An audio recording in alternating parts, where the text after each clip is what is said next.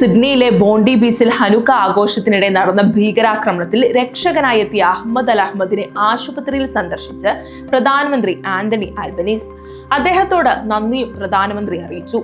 അഹമ്മദ് ഓരോ ഓസ്ട്രേലിയക്കാരന്റെയും പേരിൽ താങ്കളോട് നന്ദി പറയുന്നു. താങ്കൾ ഒരു ഓസ്ട്രേലിയൻ നായകനാണ്. മറ്റുള്ളവരെ രക്ഷിക്കാൻ സ്വന്തം ജീവൻ പണയപ്പെടുത്തി അപകടത്തിലേക്ക് ഓടിയെത്തി ഒരു ഭീകരനെ നിർവീര്യനാക്കി. ഏറ്റവും മോശമായ സമയങ്ങളിൽ ഓസ്ട്രേലിയക്കാരുടെ ഏറ്റവും മികച്ച മുഖം നമ്മൾ കാണാറുണ്ട്. ഇത്തവണയും അതാണ് സംഭവിച്ചത്.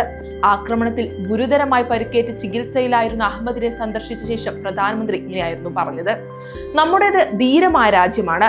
നമ്മുടെ രാജ്യത്തിന്റെ ഏറ്റവും മികച്ച പ്രതിനിധിയാണ് അഹമ്മദ് അൽ അഹമ്മദ്. ഈ രാജ്യം വിഭജിക്കപ്പെടാൻ നമ്മൾ അനുവദിക്കില്ല. ഭീകരരുടെ ആവശ്യം വിഭജനമാണ്. നമ്മൾ പരസ്പരം ചേർത്ത് പിടിക്കും. ഈ ഘട്ടത്തിലൂടെ കടന്നു പോകും, പ്രധാനമന്ത്രി കൂട്ടിച്ചേർത്തു. സിറിയൻ വംശജനായ അഹമ്മദ് അൽ അഹമ്മദ് ആക്രമണ സമയത്ത് ധൈര്യത്തോടെ ഒരു തോക്കുധാരിയെ പിന്നിൽ നിന്ന് ആക്രമിച്ച് ആയുധം പിടിച്ചു വാങ്ങുകയായിരുന്നു. ഇതിനിടെ വെടിയേറ്റ അഹമ്മദിന് ഗുരുതരമായ പരുക്കേറ്റു. ആക്രമണത്തിൽ 16 പേർ കൊല്ലപ്പെടുകയും നിരവധി പേർക്ക് പരിക്കേൽക്കുകയും ചെയ്തു.